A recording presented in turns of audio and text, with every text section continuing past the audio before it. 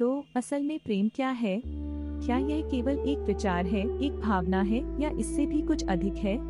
आइए इसे सबसे सरल तरीके से समझने की कोशिश करते हैं। पहले प्रेम को परिभाषित करें। इसकी गहराई में प्रेम एक स्थिति है। यह केवल स्नेह की भावना या रोमांटिक विचार नहीं है। यह दुनिया को देखने और दूसरों से जुड़ने का एक तरीका है। अपने सबसे शुद्ध रूप में प्रेम एक पारदर्शी कांच की तरह है, साफ, निष्पक्ष और विकृतियों से मुक्त, जिससे चीजों को उनकी वास्तविकता में देखा जा सकता है। लेकिन मानवीय प्रेम अक्सर पिछले अनुभवों, अपेक्षाओं और पूर्वाग्रहों से प्रभावित होता है, जिससे सच्चे निस्वार्थ प्रेम को प्राप्त करना कठिन हो जाता है। यह एक कांच का प्रतिनिधित्व करता है जो हमेशा किसी चीज से ढका रहता है। निस्वार्थ प्रेम की यात्रा का मतलब परिपूर्ण होना नहीं है। यह दूसरों को स्वीकृति, करुणा और खुले दिल से अपनाने के बारे में है। सच्चा प्रेम वह भावना है जो आपके भीतर परिवर्तन को प्रेरित करती है, आपको किसी और की खुशी के लिए बेहतर इंसान बनाती है, बिना बदले में कुछ उम्मीद किए।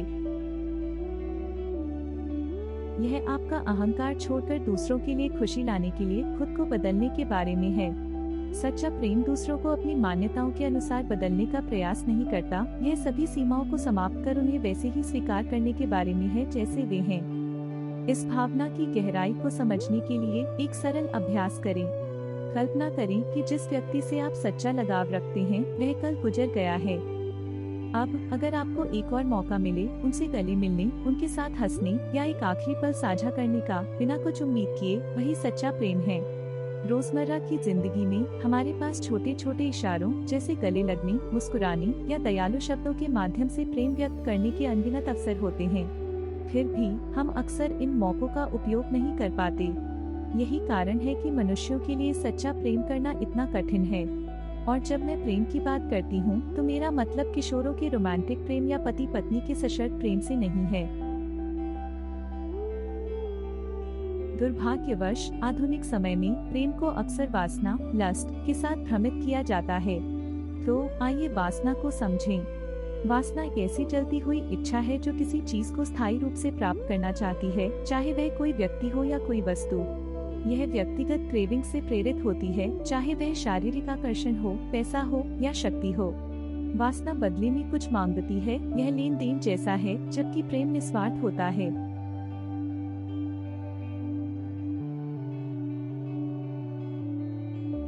तो फिर सवाल यह है, क्या वासना बुरी है? यह निर्भर करता है। इंसान के रूप में शारीरिक आकर्षण स्वाभाविक है, प्रजनन के लिए आवश्यक है और हमारे अस्तित्व के लिए मूलभूत है। इसके बिना आप और मैं यहाँ नहीं होते। इस संदर्भ में वासना स्वाभाविक रूप से बुरी नहीं है, यह केवल एक प्राकृतिक शक्ति है। लेकिन जब वासना अनियंत्रित हो जाती है तो यह छेड़खानी, अपहरण या इससे भी बुरी घटनाओं को जन्म देती है। जैसे कि अनियंत्रित वासना समय और ऊर्जा को निगल जाती है, जबकि सत्ता की वासना राष्ट्रों को युद्ध की कगार पर पहुंचा सकती है। बहुत कम लोग, जैसे संत कबीर, स्वामी विवेकानंद, बुद्ध और महावीर, ने प्रेम की सच्ची भावना को समझा है। भले ही उनके स्तर तक पहुंचना कठिन हो, लेकिन हम कम से कम उस दिशा में आगे बढ़ने की कोशिश तो कर सकते हैं। अगली बार जब आप खुद को किसी संघर्ष में पाएं, तो ठहरें और याद रखें कि यह उस व्यक्ति के साथ आपका अंतिम संवाद हो सकता है। गुस्से में प्रतिक्रिया देने की बजाय प्रेम को जीतने दें। मुझे पता है यह कठिन है, लगभग असंभव, लेकिन यही तो प्रेम की मांग है। इसलिए अगली बार जब आप किसी से आई लव यू कहें, तो पहले खुद से पूछें, क्या आप सच में ऐसा महसूस करते हैं? किसी और को सच्चा प्रेम देने से पहले खुद से प्रेम करना सीखें। केवल जब आप खुद से सच्चा प्रेम करेंगे, तभी आप वही प्रेम दूसरों को दे पाएंगे। उम्मीद है कि यह संदेश आपको आज और अधिक प्रेम फैलाने में मदद करेगा।